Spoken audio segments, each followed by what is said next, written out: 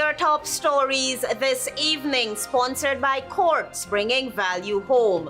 New Demerara River Bridge to be commissioned on October 5. Innovation, transformation and entrepreneurship, the main focus as GUYEXPO 2025 launched, set for November 13 to 16. Immediate overhaul needed at GPL amid continuous power outages, PATTERSON. President Ali assures Parliament will reconvene within constitutional deadline. And in sport, 20-year-old female footballer scores a shot at breakthrough opportunity. HGP Nightly News begins now.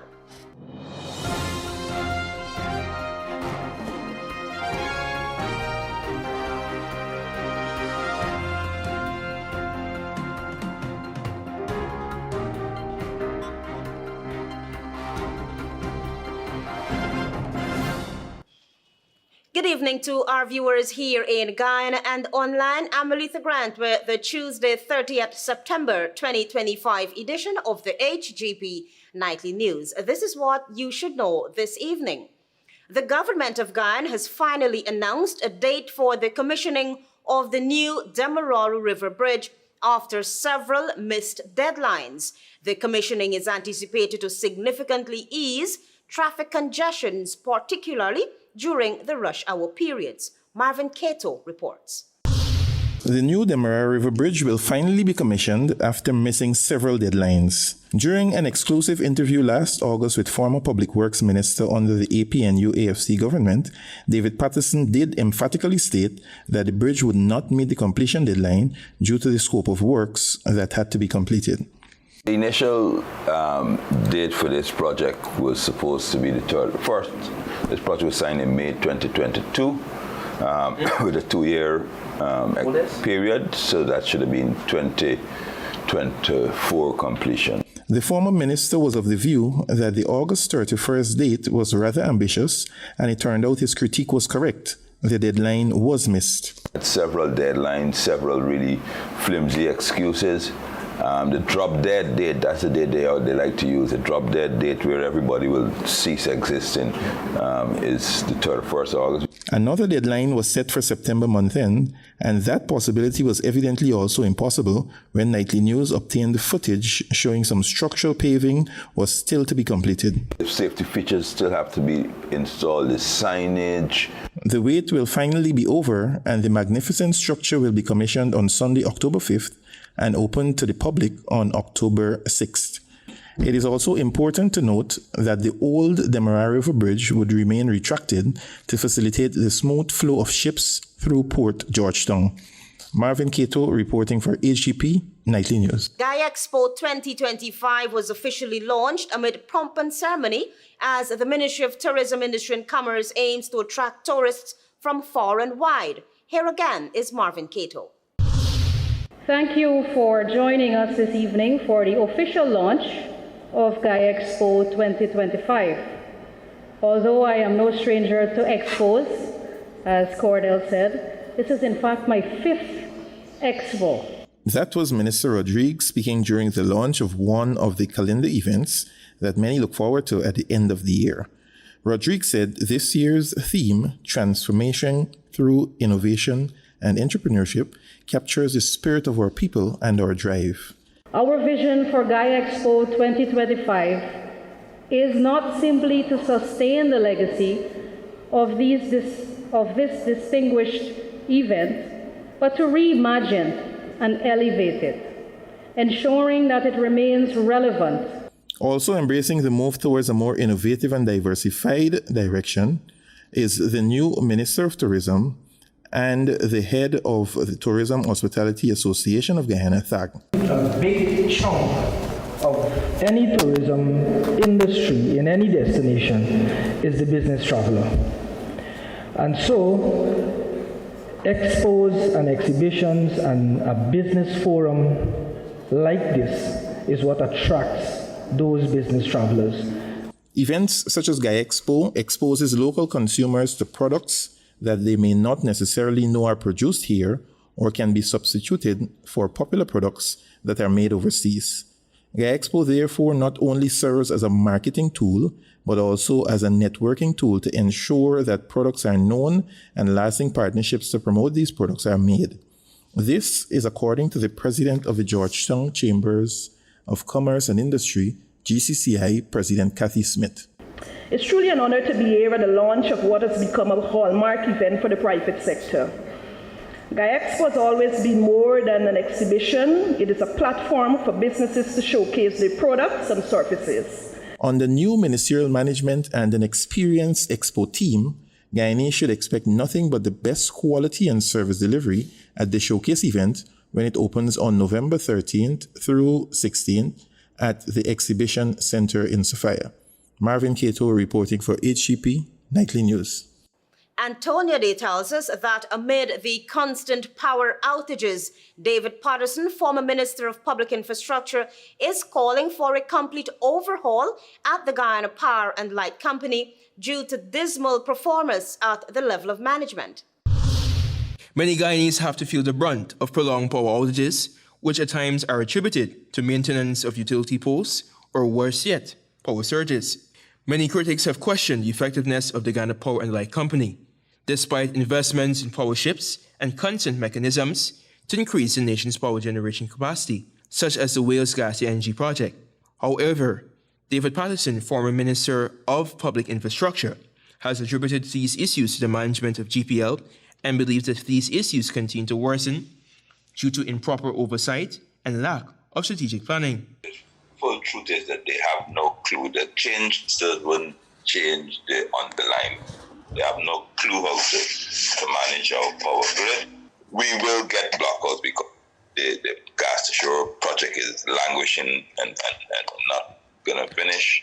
The former Member of Parliament noted that GPL continues to fail abysmally and a serious and urgent change in the company's management is needed. The first thing that they should do is actually get rid of almost all of the persons at GPL and bring in real professionals that know what they're doing. Many commercial entities and university students who rely solely on the internet have been lamenting the frequent power outages. Some citizens on social platforms in frustration have deplored the lengthy power outages and have suggested that maintenance be conducted during the wee hours in the morning. Mr. Patterson, taking note of this, said that GPL's new management should revise their scheduling format. I don't know in any other country, every single week during the course of the day, there is always line maintenance issues. That is unacceptable. According to Patterson, under his tenure as Minister of Public Infrastructure, there was a proper scheduling and effective project management. Day or night. I mean, we had a schedule. You were supposed to be progressively working to improve. You know what I mean? So, and what they're doing is they're hopscotching around the country, you know. They're 1 week they're in Camerville, next week they're in South. Vice President Barjack Dio, some time back, had expressed dissatisfaction with the performance of GPL and noted that there will be changes at the level of the management. Presently, several key figures sit at the helm of the company's management. In the area of customer interruptions or blackouts, the Public Utilities Commission said that GPL exceeded its target of 85 customer interruptions for 2024. At the end of the year, customers experienced an average of 123 interruptions. Antonio Day reporting for the HGP Nightly News. Join us after the break. We have more news for you.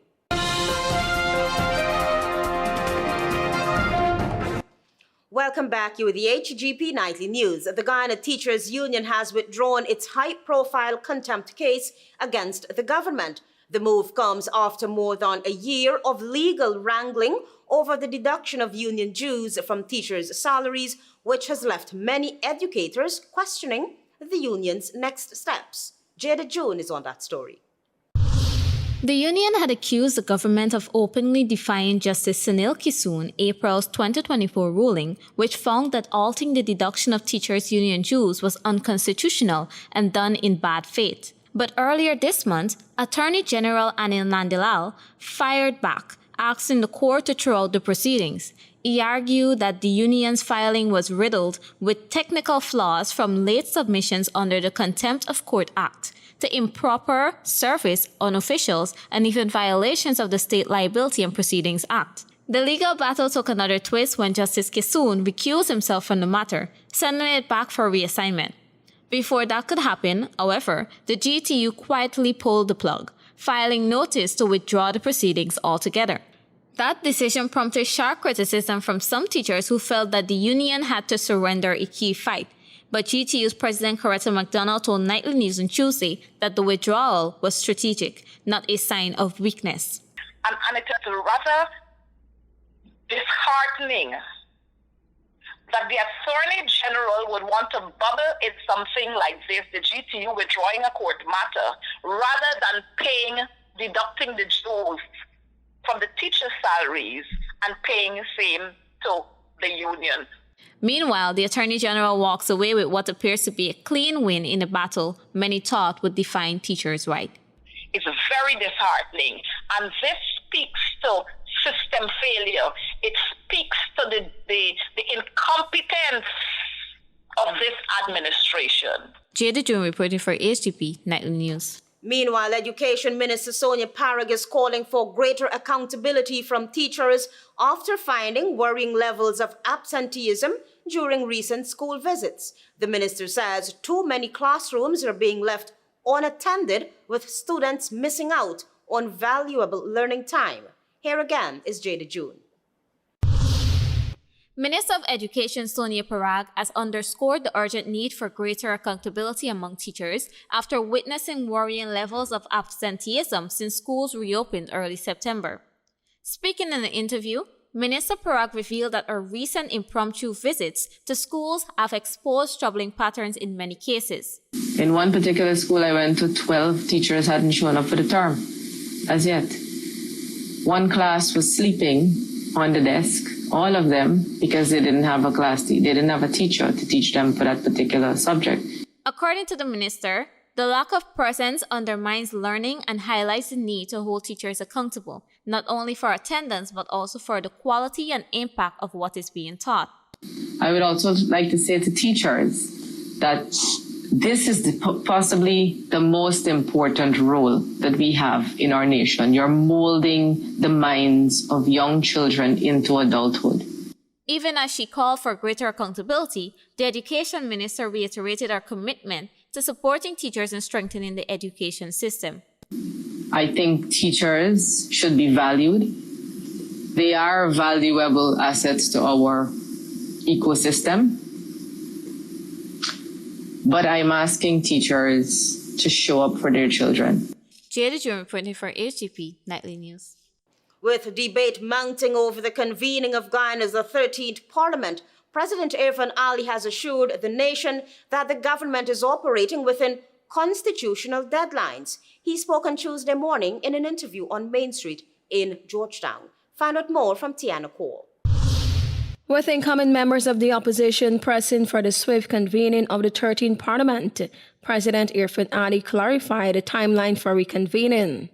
The head of state reassured citizens that Parliament will be reconvened within the constitutional limits following the recent general and regional elections and the swearing-in of his cabinet. Guyana can trust the People's Progressive Party civic government, and you know that we will operate within the Constitution, and that is what we are doing. President Ali pointed to Article 69(1) of the Constitution, which provides that Parliament must be reconvened within 4 months of its dissolution.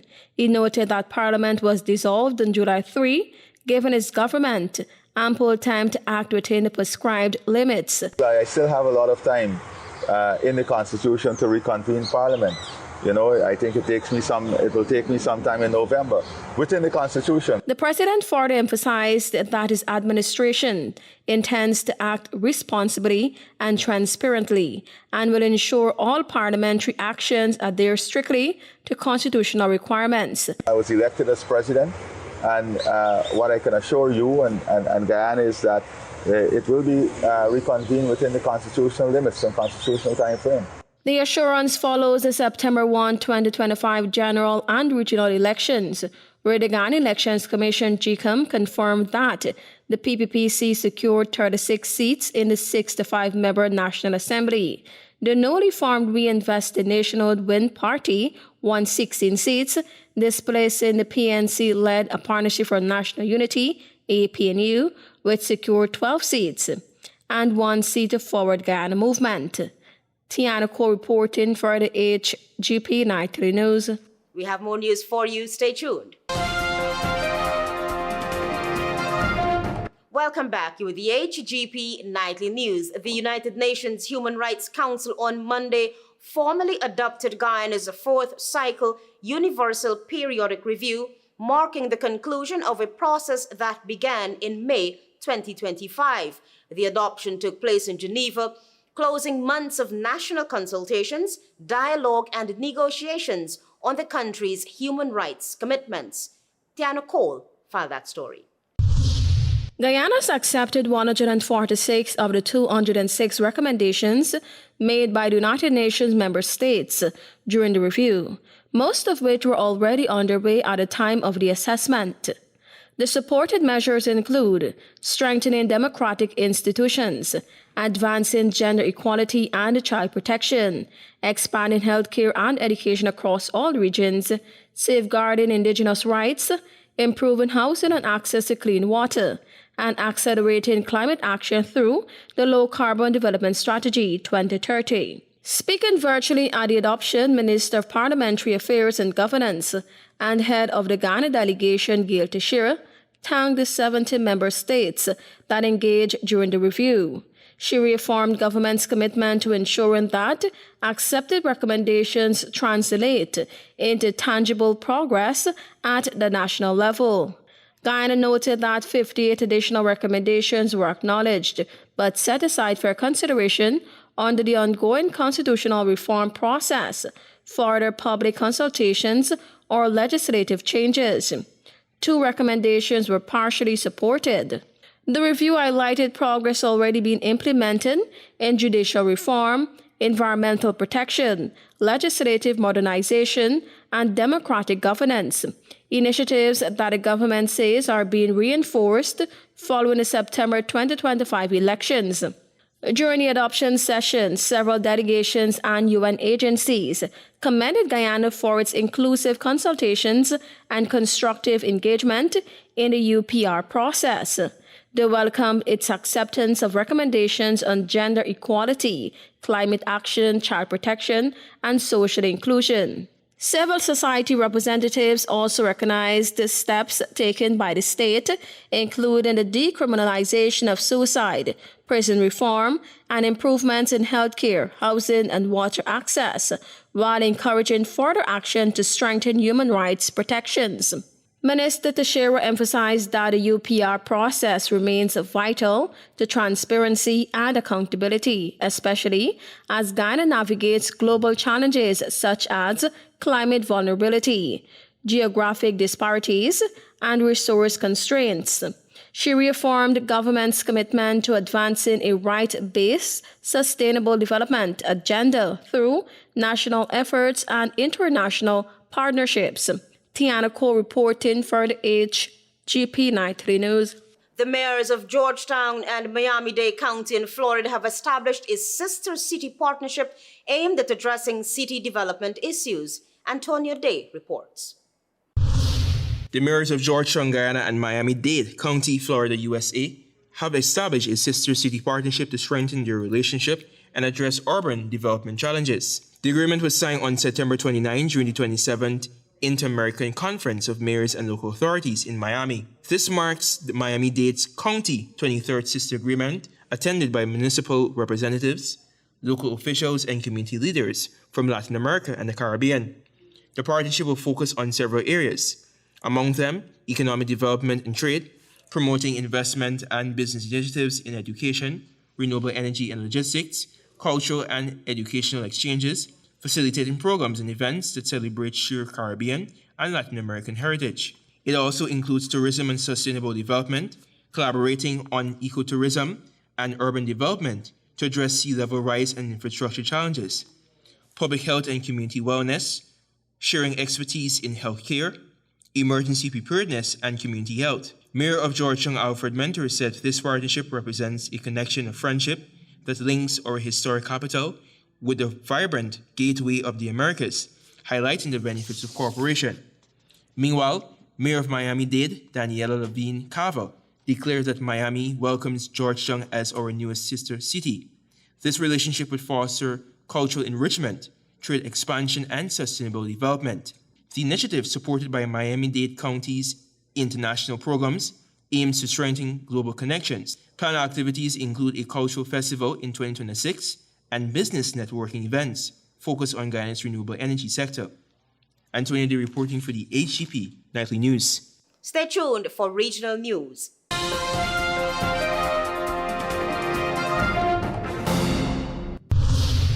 Good evening and welcome to Tuesday's edition of the Regional News. I am Antonio Day. We begin with news in Trinidad and Tobago. Victor Chandler honored his wife Dr. Dorothy Fillmore Williams Chandler during her funeral at St. Charles Roman Catholic Church in Tunapuna. She passed away on September 19, 3 weeks after being shot in an attempted carjacking. Chandler expressed her deep bond, saying, quote, "I was 50% of her and she was 50% of me," highlighting their love for their children and their successes. The service was attended by family, friends, colleagues, and students. The eulogy was delivered by the couple's 3 children, Carlin, Shanice, and Carrie. Her son Carlin said that she encouraged him to seek family in the wider community as a value that she learned growing up in a single-parent home in Jamaica. Her daughter Shanice said, and I quote, "She supported us emotionally, financially, and educationally, always present and problem-solving, and she made everyone feel important," end of quote. Carrie added, "She had a gift for organization, always with a notebook filled with lists and plans. Her systems always work," end of quote.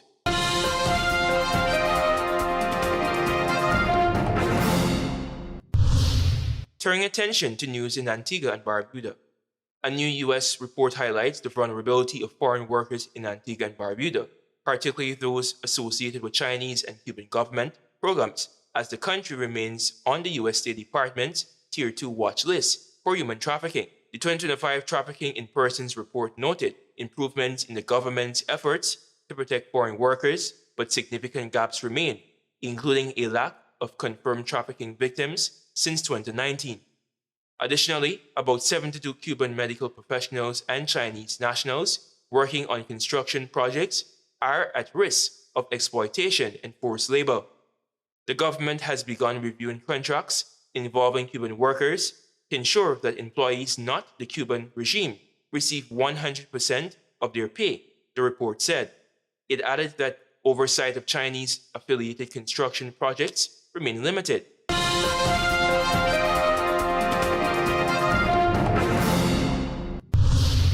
And finally, with some international news.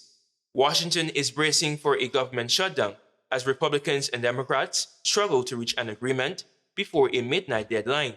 The Republican-controlled Senate is set to vote on a temporary spending bill that has already failed once, with no indication it will succeed on a second attempt. Democrats aim to modify the funding bill to extend health benefits for millions, while Republicans insist the issue be addressed separately. Federal agencies have prepared plans to close offices and send thousands of workers home if Congress can't resolve before funding expires at midnight on Wednesday. Thank you for watching. I am Antonio Day. Goodbye for now.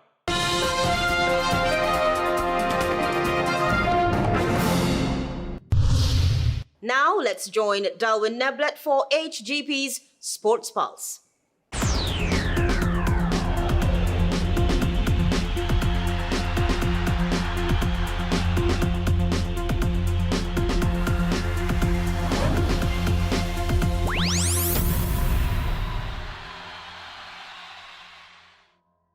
Good evening, Guyana. I'm Darwin Neblet with your HGP TV Sports Pulse for today, Tuesday, September 30, 2025. Linden is one step closer to welcoming a state-of-the-art sports facility as Minister of Culture, Youth and Sport, the Honorable Charles Ramson Jr. recently conducted a site visit to the much-anticipated new stadium currently under construction. The minister expressed satisfaction with the progress of the project, noting that the facility, which is 80% complete, is poised to be a game changer for sports and community development in Region 10. With works advancing steadily, the stadium is on track for completion within the anticipated timeline, signaling brighter days ahead for athletes and sports enthusiasts in Linden. The minister said, and I quote, "This stadium represents more than just a building. It is an investment in our young people, in talent development, and in creating opportunities for Linden to host major sporting events," close quote.